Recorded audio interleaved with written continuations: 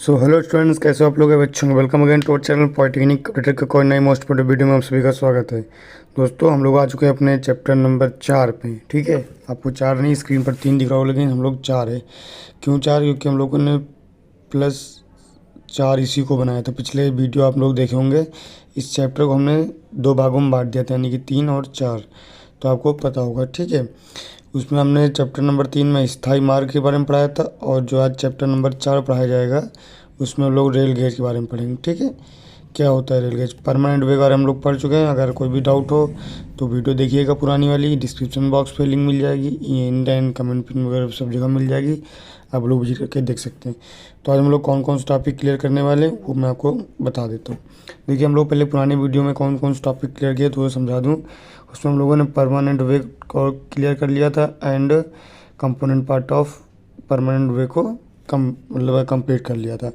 अभी जो है हम लोग आज करने वाले हैं रेल गेज क्या होता है, types of rail gauge and requirement of good rail track. ठीक है, ये 3 चीज़ों के बारे में बात करेंगे, और 1-2 चीज़ें इंपॉर्टेंट जो होंगी वो आपको भी बताएंगे। तो वीडियो में बढ़ते हैं आगे।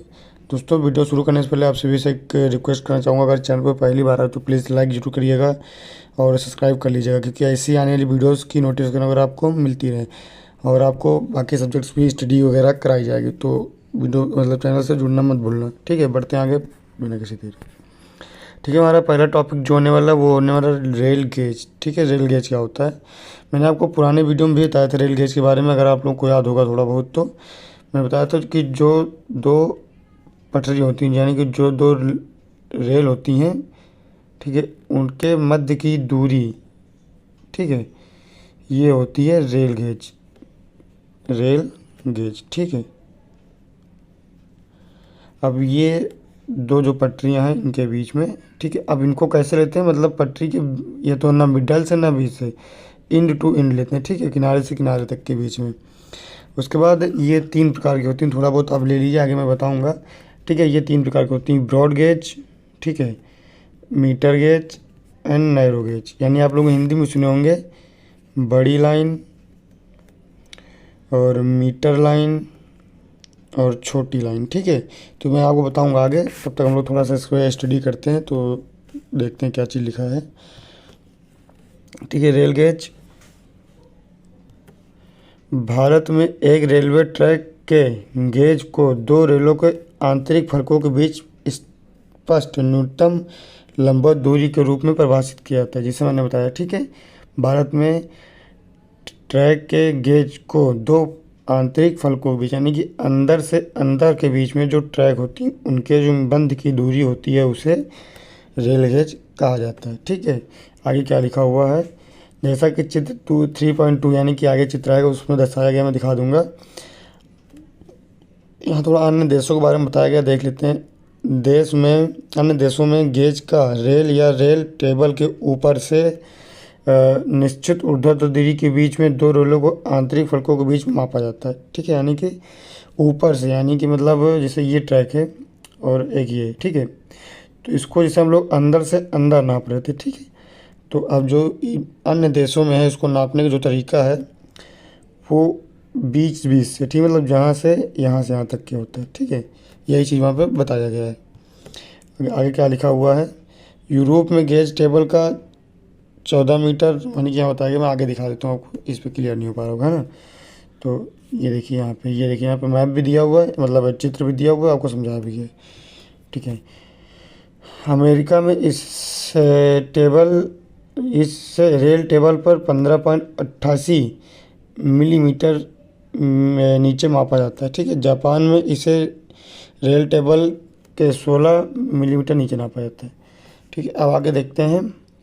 रेल को स्लीपर पर निर्धारित गेज के अनुसार जकड़ दिया जाता है। ठीक है, रेल को निर्धारित मतलब दूरी के हिसाब से उस पर स्लीपर पे मतलब कील वगैरह से जकड़ देते हैं, जैसे मैंने स्लीपर वगैरह बारे में आपको पिछले वीडियो में बताया हुआ था।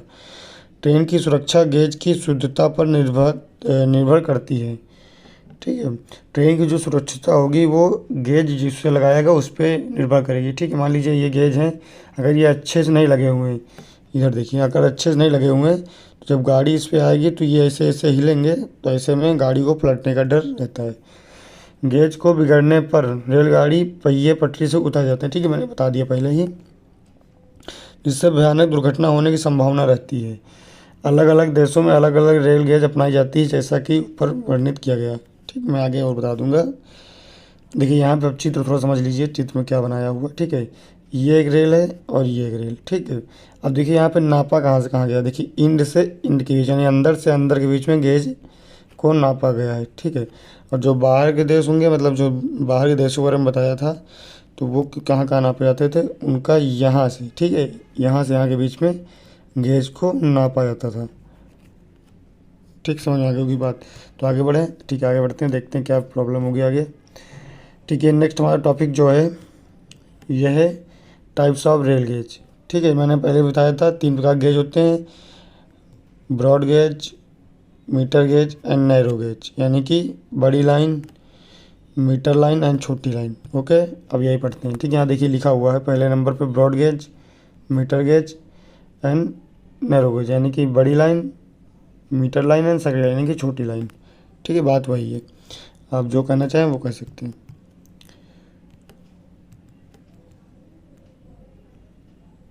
एक सेकंड एडजस्ट कर लेते हैं। ठीक है, ओके। ठीक है, अब थोड़ा यहाँ पे देख लेते हैं इनकी मतलब उपयुक्त रेल गेज मानक की चौड़ाई निम्न। एक चीज़ बता दूं मैं आपको, एग्जाम में 100% क्वेश्चन आने वाला में से एक क्वेश्चन है ये। आपको क्वेश्चन आएगा, मैंने वीडियो बनाई थी पिछले साल की important question of railway bridge क्या है, उसमें आप देखिएगा ये सब क्वेश्चन मैंने कवर कराए। इधर भी बनाऊंगा जब एग्जाम वगैरह आएंगे तब की बात, अभी की बात नहीं हो। तो ये क्वेश्चन आपको पूछता है कि टाइप्स ऑफ रेल गेज, पूछता है कि what is rail gauge and right different types of rail gauge and describe. ठीक है, 5 नंबर में क्वेश्चन पूछता है, तो आप ध्यान से पढ़िएगा, इसको बिल्कुल भी मतलब अवॉइड मत करिएगा। ठीक है, तो पहला क्रमशः लिखा हुआ है बड़ी ब्रॉड गेज। ठीक है, इसकी लंबाई जो होती है 1.676 मीटर होती है। ठीक है, इसकी जो है दूसरी है मीटर गेज, यानी कि इसका नाम से ही मालूम चल जाएगा कि ये मीटर होती है, यानी कि 1 मीटर की। तीसरी आपकी है सकरी, यानी कि नैरो गेज, ये 0.762 मीटर। ठीक है, अब याद कैसे करना है आपको।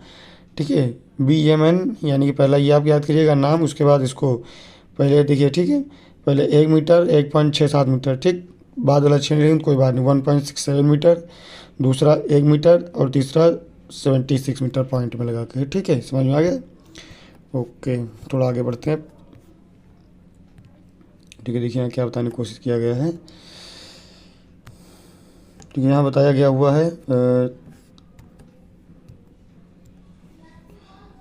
लंबी दूरी तथा अधिक तेज गति से रेलगाड़ी को चलने के लिए बड़ी गेज का उपयोग किया जाता है। ठीक है, यानी कि जो एक्सप्रेस वगैरह, एक्सप्रेस और मतलब राजधानी चलती हैं सब ट्रेनें, वो बड़ी लाइन पे चलती हैं, यानी कि ब्रॉड गेज पे। ठीक है, आगे बताया गया है बड़ी गेज को मानक गेज भी कहा जाता है। ठीक है, इसको मानक गेज भी बोलते हैं, यानी कि एसआई गेज। देश में रेलवे को तेज़ी से विकास करने के लिए मीटर गेज का प्रयोग किया जाता है, यानी कि मान लीजिए अगर जल्दी जल्दी रेलवे का विकास करना है देश में तो मीटर गेज का प्रयोग करते हैं। ठीक है, तथा पर्वतीय क्षेत्रों में सक्रिय, यानी कि पतली लाइन का प्रयोग किया जाता है। ठीक, समझ में आ गया। यानी जहाँ तेज चलाना होता है तो वहाँ पे ब्रॉड गेज, काम के अनुसार इनका ये भी लिख सकते हैं, और जहाँ जल्दी काम होना हो तो मीटर गेज, और पहाड़ वगैरह जहाँ जगह कम होती है वहाँ पे नैरो गेज, यानी कि सक्रिय गेज। ठीक है, आई होप टॉपिक को पूरा समझ में आ गया होगा। तो बढ़ते हैं आगे, कोई डाउट हो कमेंट जरूर पूछ लीजिएगा, मैं उसको क्लियर करने की पूरी कोशिश करूँगा। ठीक है, नेक्स्ट टॉपिक अपना है उपयुक्त रेल गेज का चयन, choice for suitable rail gauge. मतलब रेल गेज को चॉइस करने के लिए क्या क्या मानक रखे थे, क्योंकि मतलब क्या क्या उसमें ऑप्शन हो सकते हैं जो हम लोग रेल गेज को सिलेक्ट करते हैं। ठीक है, कुछ पॉइंट्स हम लोग पढ़ लेंगे, उसके बाद समझ में आ जाएगी आपको पूरी बात। नंबर 1 पॉइंट है रेल गेज का चयन करते समय क्षेत्र की स्थलकृति यानी टोपोग्राफी पर विशेष ध्यान देना चाहिए। ठीक है, कि वहाँ पे मतलब कैसा एरिया है, पहाड़ी तो नहीं है, अगर पहाड़ी है तो वहाँ पे नैरो गेज, जगह तो जल्दी करना है तो मीटर गेज, या फिर तेज़ चलाना तो, क्योंकि देखिए यहाँ लिखा भी है क्योंकि पहाड़ी क्षेत्रों में बड़ी गेज का प्रयोग करना संभव नहीं हो पाता, जिससे वहाँ सक्रिय गेज का प्रयोग किया जाता है। ठीक, बात समझ में आ गई। पहला पॉइंट अपना हो गया। ठीक है, दूसरा पॉइंट में क्या बोला गया, बड़ी गेज पर रेलगाड़ी अधिक गति से चलाना आसान होता है, इसे लंबी दूरी को भी कम समय में तय किया जा सकता है। ठीक, कुछ बताने वाला ऐसा नहीं है। बड़ी गेज अधिक भार वहन कर सकती है, जबकि छोटी गेज की भार वहन क्षमता कम होती है, इसीलिए अधिक भार वहन के लिए बड़ी गेज का प्रयोग नहीं किया जाना चाहिए। ठीक है, आई होप समझ गए होंगे।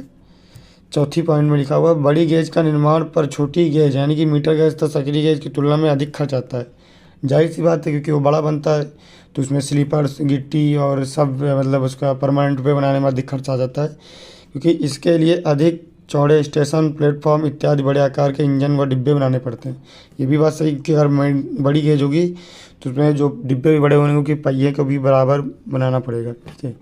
पाँचवा पॉइंट है, बड़ी गेज पर चलने वाली गाड़ियाँ के डिब्बे के एक सेकेंड की डिब्बों में सीटें छोटी और छोटी गेज पर चलने वाली गाड़ियों की तुलना में अधिक आरामदायक व सुविधाजनक होती हैं। ठीक है। यानी कि बड़ी गेज में चलने वाली रेलगाड़ियों को डिब्बे में सीटें छोटी और पर चलने वाली गाड़ियों में यानी कि बताया गया है, पूरा क्लियर रखें कि जो छोटी गेज होती है उसमें डिब्बे छोटे होते हैं और बड़ी गेज में ज़्यादा आरामदायक होता है गाड़ी में चलना। ठीक है। ओवरऑल ये बताया गया। आई होप आपको समझ में आया होगा टॉपिक। अभी तक हम लोगों ने क्या क्या पढ़ लिया मैं आपको एक बार फिर से दिखा देता हूँ। ठीक है। हमने पहला क्या पढ़ा, पहला गेज क्या होता है। ठीक है। उसके बाद पढ़ा हमने टाइप्स ऑफ गेज, उसके बाद अब ये पढ़ा। ठीक है। अब हमारा नेक्स्ट टॉपिक है, चौथा टॉपिक, इंपॉर्टेंट टॉपिक है, इसको भी हम लोग अच्छे से पढ़ेंगे मन से। ठीक है। तो क्या लिखा हुआ है, requirement of a good railway track. ठीक है। यानी कि एक अच्छे रेलवे के लिए क्या आवश्यकताएं हो सकती हैं। तो देखते हैं क्या आवश्यकताएं हो सकती हैं, अपने हिसाब से हम लोग डिस्कस करेंगे और उसको हल करने का प्रयास करेंगे। नंबर 1 पॉइंट पे लिखा हुआ है, दोनों रेल के शीर्ष वक्र को छोड़कर समान तल पर होना चाहिए। वक्र पर व्यवस्थापन यानी सुपर एलिवेशन के अनुसार बाहरी रेल भीतरी रेल के अपेक्षा में ऊपर रखी जाती है। यहाँ पे क्या बताने की कोशिश कर रहा है मैं आपको बता देता हूँ। देखिए, थोड़ा स्पेस ले लेते हैं तभी समझ में आएगा। ओके। बताया गया है कि मान लीजिए ये एक लाइन है और ये दोनों, तो यहाँ बताया गया कि दोनों के बीच में जो है ये बराबर होनी चाहिए। चाहे ये 1000 किलोमीटर तक लंबी हो, चाहे 10 किलोमीटर लंबी हो, लेकिन दोनों में बराबर होना चाहिए, कहीं छोटा बड़ा नहीं होना चाहिए। फिर बताया गया है कि वक्र पे प्रोत्साहन यानी कि सुपर एलिवेशन के अनुसार बाहरी रेल भीतरी रेल से अपेक्षा में ऊपर रखी जानी। यानी कि मान लीजिए ये एक ट्रैक जा रही, ठीक है। अब यहाँ पे मान लीजिए एक मोड़ आ गया, ठीक है, वक्र आ गया, तो इस पर जो है बाहरी वालों को इसके तुलना में, अंदर वाली की तुलना में, ये इसकी तुलना में ये बाहरी वाली को थोड़ा सा इससे ऊपर रखा जाता है। ठीक है। यही चीज़ यहाँ पे बताया गया है। समझ में आया। वक्र पे बाहरी रेल को अंदर रेल से थोड़ा ऊपर रखा जाता है, क्योंकि मान लीजिए मुड़ेगी गाड़ी, बराबर नहीं उड़ पाएगी तो क्रैश हो जाती है। थोड़ा सा जब ऐसे ऊपर उठी होगी हल्की सी तो मतलब आराम से मुड़ जाएगी ईजिली। उठाते हैं ट्रैक को नहीं उठाते, वहाँ पे पूरा एलिवेशन ही उठा होता है, यानी कि पूरा परमानेंट वे ही वैसा बनाया जाता है। ऐसा नहीं है ट्रैक को थोड़ा ऊंचा रख दिए नीचे गिट्टी फंसा के, तो ऐसा नहीं होता है। पूरा जो है परमानेंट वे ही ऊपर रखा जाता है। समझ में आई बात। ठीक है। नेक्स्ट पॉइंट देखते हैं, संपूर्ण रेल पथ पर रेल गाइड सही होना चाहिए। ठीक है। रेल का विसर्पण यानी क्रीप नहीं होना चाहिए। क्रीप एक थ्योरी होती है, मैं आपको आगे पढ़ाया जाएगा अभी, तो इसके बारे में मैं बता रहा हूँ, आप समझ लीजिए। क्रीप नहीं होती, जब आगे पढ़ेंगे तो आपको खुद ही समझ आएगा क्रीप क्यों नहीं होना चाहिए। ठीक है। रेल के जोड़ पर सही होने चाहिए। ठीक है। रेल के जोड़ से होना चाहिए, पर मतलब जॉइंट्स ऑफ रेल एंड मध्य निर्धारित गैप यानी कि गैप बनी रहनी चाहिए, क्योंकि प्रसार होने पर उसमें टकराव नहीं होना चाहिए। यानी देखिए उसके जॉइंट जो दो, मान लीजिए एक ट्रैक की कुछ लंबाई होती है, ठीक है, 102 मीटर का होता है, उसके बाद हमें नया लगाना पड़ता है। तो यहाँ पे जॉइंट देखें हम लोग, जब नया ट्रैक लगाते हैं तो उनके बीच में कुछ दूरी वो होनी चाहिए, क्योंकि जब इसमें गर्मी वजह से फैलाव होता है, यानी कि थोड़ा बहुत फैलते हैं, तो ये दोनों चिपकने नहीं चाहिए। चिपकने से टकराव होगा, क्रीप थ्योरी काम नहीं कर पाएगी। ठीक है। तो सब आगे आपको समझ में आएगा, अभी से नहीं समझ में आने वाला, मैं समझा दिया थोड़ा सा। ठीक है। रेल मार्ग पर वर्षा जल निकासी की उत्तम व्यवस्था होनी चाहिए। ठीक, कोई बताने वाली बात नहीं है। रेल मार्ग की मरम्मत सरल तथा कम खर्च वाली होनी चाहिए। ओके। आई होप समझ में आ गया होगा पूरी बात, मैंने बहुत अच्छे से समझाने का प्रयास किया है। ठीक है। नेक्स्ट टॉपिक देखते हैं अपना क्या है, ट्रैक की capacity. Okay. Capacity of A rail track. देखते हैं इसमें क्या पढ़ाया गया है, पढ़ लेते हैं थोड़ा बहुत। ये हमारा लास्ट टॉपिक होने वाला है, इसके बाद हम लोग थोड़ा सा और डिस्कस करके चैप्टर को क्लोज कर देंगे। ठीक है। ऑलरेडी चैप्टर बड़ा हो गया है, तो आई होप आप लोग को समझ में आ रहा होगा। कोई प्रॉब्लम आ रही हो तो कमेंट जरूर करिएगा, मैं आगे से उसको सही करने के प्रयास करूँगा। शब्द ट्रैक क्षमता, लाइन क्षमता, अनुभागीय क्षमता का उपयोग उन ट्रेनों की अधिकतम संख्या की इंगित करने के लिए किया जाता है जिन्हें प्रतिदिन ट्रैक को किसी भी लंबाई में चलाया जा सकता है। क्या बात बोली गई थी, दोबारा पढ़ते हैं सही से, मैं समझाता हूँ। शब्द ट्रैक क्षमता लाइन क्षमता या अनुभागीय क्षमता का उपयोग उन ट्रेन की अधिकतम संख्या को इंगित करने के लिए किया जाता है जिन्हें प्रतिदिन ट्रैक की किसी भी लंबाई पर चलाया जा सकता हो। मतलब बताया गया कि ट्रैक की क्षमता वो क्षमता होती है कि उसमें प्रतिदिन ट्रेन को उसमें कितनी भी संख्या में चला सकते हैं, उससे कोई प्रभाव नहीं पड़ना चाहिए। ठीक है, वही बात बताई गई है। वास्तविक व्यवहार में ट्रैक क्षमता सुरक्षा कारणों, सिग्नलिंग और कंट्रोल सिस्टम, ट्रेन की गति आदि से सीमित है। ठीक है, यानी कि इसकी जो क्षमता होती है वो सीमित होती है कि उसमें सिग्नल कैसे मिल रहे हैं उसकी, और आगे मतलब कंट्रोल कैसा है और सुरक्षा क्या है, वो सब चीज़ें इस पर डिपेंड करती हैं। ठीक है, अधिकतम ट्रेन प्रतिदिन 1 यार्ड को संभाला जाता है, यानी कि मतलब अधिकतम ट्रेन को प्रतिदिन 1 यार्ड पर ही संभाला जा सकता है, यानी कि 1 यार्ड पर ज़्यादा ट्रेनें नहीं संभाली जा सकती, जिन्हें टर्मिनल क्षमता के रूप में जाना जाता है। यानी कि जिस यार्ड में सबसे ज़्यादा ट्रेन आती जाती है उन्हें टर्मिनल बोलते हैं। ठीक है, ये भी आपको बताया जाएगा, types of station, station yard क्या होता है, ये सब चीज़ें बताई जाएंगी। ठीक है, आगे आप बहुत कुछ पढ़ेंगे, बहुत इंटरेस्टिंग सब्जेक्ट है ये वाला, समझ लीजिए।